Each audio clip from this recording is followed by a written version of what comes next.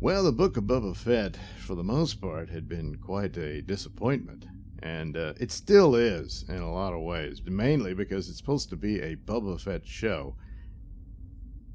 And they just missed every mark possible to do the character justice. And it's too late.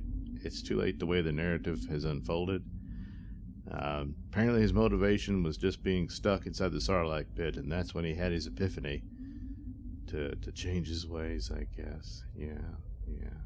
So anyway, the fourth episode was better than the first three, which were just awful. But it still wasn't that great. I mean, it had a lot of weaknesses to it, but it was strong in the plot points. Then episode 5 came along, and it was an episode of The Mandalorian. That's why it was good. But just everything about it, the tone, even the effects looked better, all kinds of stuff, and the pacing of it and whatnot. I guess it kind of slowed down at the end where he was testing out the Naboo fighter and all that. But all in all, it's still the best of the series. So, as it was set up, I assumed that Din Djarin was he said he was going to go visit a little friend. And that would be something we'd see later on in his third season of Mandalorian. And that's all that was just setting that up. And then you get back to Boba Fett's show. Well, a funny thing happened on the way to the 6th episode, which the title was Out of the Desert Comes a Stranger, I believe is the title. And so guest stars galore. And certainly it's a show that needs it, and it'll probably get some interest and all of that, I'm sure.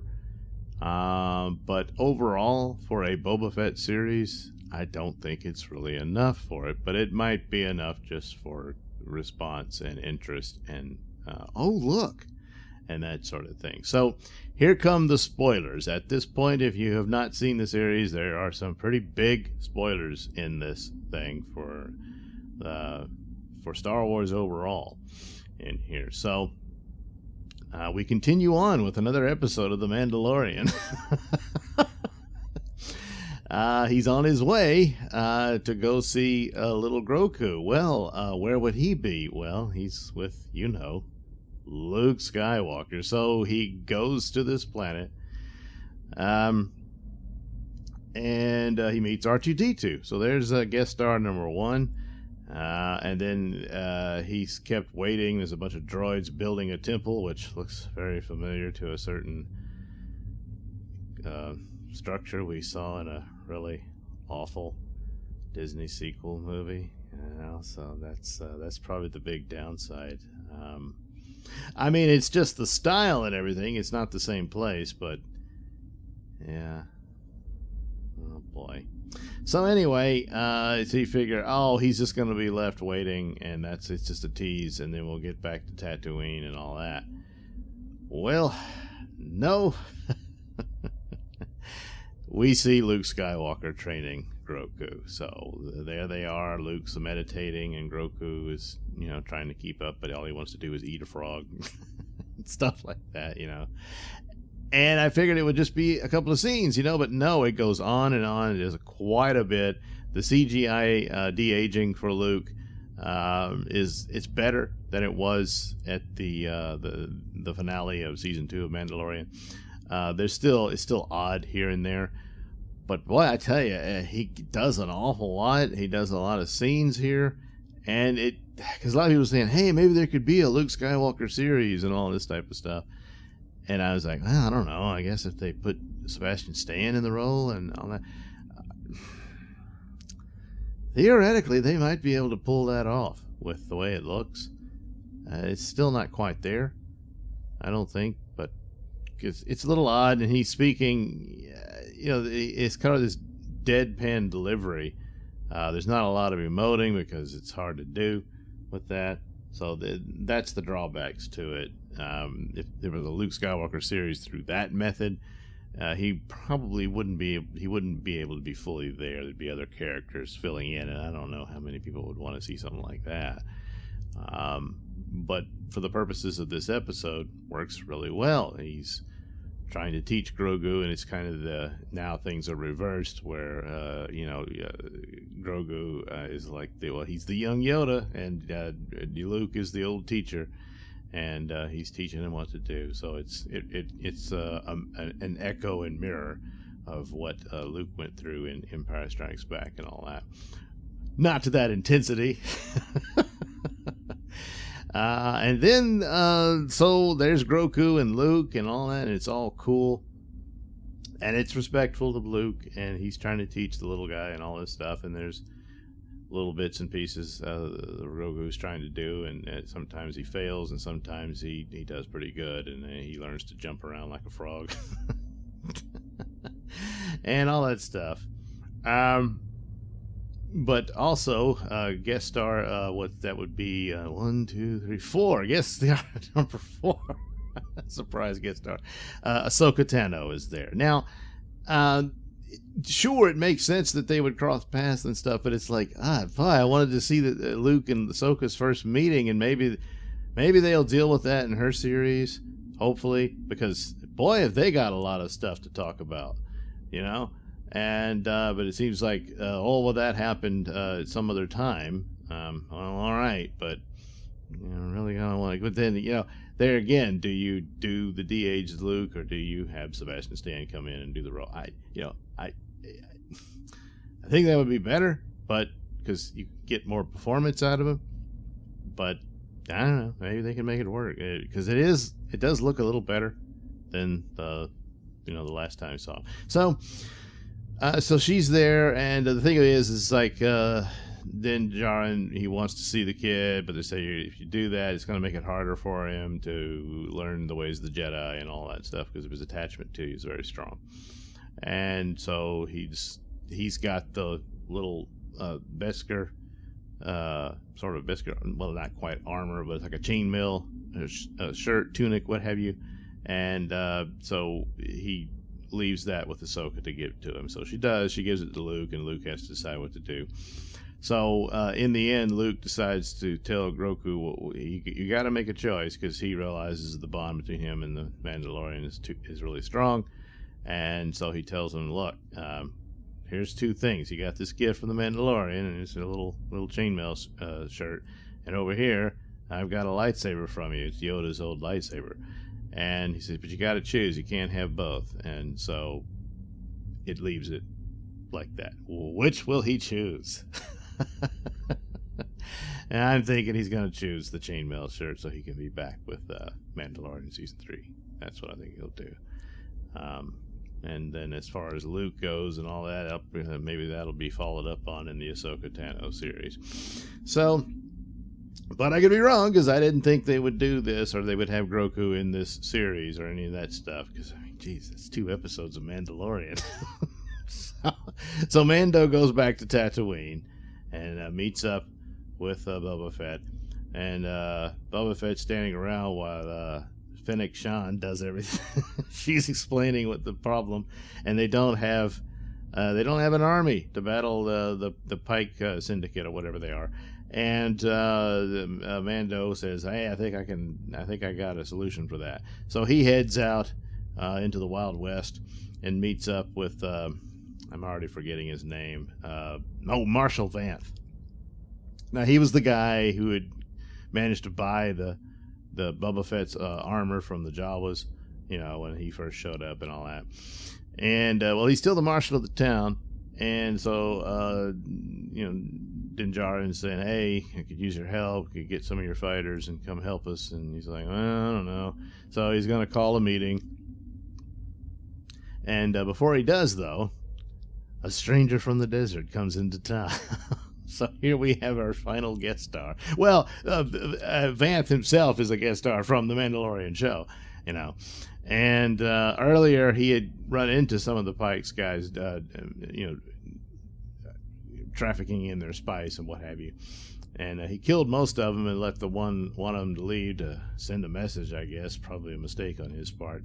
Because here comes some guy walking out of the desert, and they have a standoff like in Gunsmoke.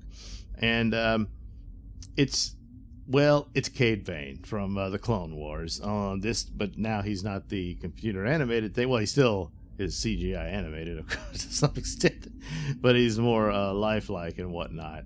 And in this scene, and well, it doesn't go well for Marshal Vanth. No, he may still be alive, but he's badly wounded. As for his deputy, Barney Fife, well, he doesn't do so well. So there you are. That's pretty much the show. It's certainly on par with the 5th episode. This was a very good episode. It had, I mean, it takes you all around. It's just not a Boba Fett episode because he's barely in it. They spend an awful lot of time with Luke and Grogu, and then that's cool. But it's like it belongs in another series or another show. It's like, well, they're not going to recruit Luke and Grogu to be on the team. So I don't know. It's odd. It's cool. It was fun to watch, but it doesn't really fit with the show. But the Boba Fett stuff, they didn't give him anything. So now you got to go off to other people. You got to go off to Din Djarin. You got to go off to Luke and all this stuff. It's what are you gonna do? So and then you get back to the Space Cowboy stuff, which a lot of which they could have done with Boba Fett, but also add in the elements of a Godfather type story. But they slap it in there, but it's not really there. So the weaknesses are still there. It drags down the series, even though you've got, wow, look at the cool stuff. And yeah, you get cool stuff, but this is more about other shows. It's more about Mandalorian Season 3 and probably Ahsoka's show that I'm guessing Luke will appear in from time to time. Even if, Grogu, which I'm suspecting he'll choose to go back to Mandalorian and not be a Jedi. That's probably what the deal would be, but then Luke would show up in Ahsoka's show. So that's pretty much it. I mean, I know they did things to spin off from Mando's thing, but it was very subtle and slight. And, certainly a Book of Boba Fett, they showed that. That was the beginnings of his story. And then you saw where that went. Nowhere fast. So it's just a mixed bag, and it's kind of sad that they just didn't seem to care about it all. A lot of suggestions was that the 4th episode should have been the 1st episode. And that's true. The basic plot points of it, of him just trying to get his ship back and all that probably would have been much better. And then you show all this other stuff, but still, it's too much of other characters stealing from his show. And so that's the bad part of it, even though it's really cool stuff that I really enjoyed. So other than that, it's a pretty good episode. But you get back to Boba Fett, he's briefly there. And then, his dumb cyber kids are there too. What are you going to do? And then they go into the nightclub and play more of that god-awful club music. But for once, I'm actually on the Pike's side. They blow up the place. It's gone. It's too bad about Jennifer Beals, but we'll have to hear that god-awful music anymore. And that's it. So they're setting up for their gang war. That'll come along. And so there's Luke. The rumor was of Harrison Ford showing up, and it looks that's all but confirmed with the listing of him on the IMDb page and all that. Which, could be a mistake, but it's probably true. And that a de-aged Han Solo will show up probably with Chewbacca too. And there you go. So it's good to see old friends, but hopefully we can see them in a better structured narrative of a series in the future. So anyway, there we go. So there's 2 episodes that are leaps and bounds better than the previous ones, but the previous ones, it's supposed to be a Boba Fett show, and when it was his shows, you didn't give him anything, and that's bad. It is. Yeah, you gotta work for it, Anyway, another episode of Mandalorian with special guest star Luke Skywalker. Thanks for watching and listening. Say, while you're still here, why not like and subscribe and share with your many friends? Yes. Also, check out my mini stores in the link description below. Yes, where you can get t-shirts, hats, mugs, all those goodies with my artwork on them. Oh, yeah. And head over to indieplanet.com and pick up a copy of my comic book, Night Night. Oh, yeah. You can also catch me at my podcast, Mr Nailsin Show, on RadioMisfits.com. And you can also watch my videos on BitChute.com and now on Rumble.com. Oh, my goodness. So many places to watch me and my stuff. Oh, yeah. And if that's not enough for you, well, you can follow me on many social media platforms and say hi to your old pal, Mr. Nailsin.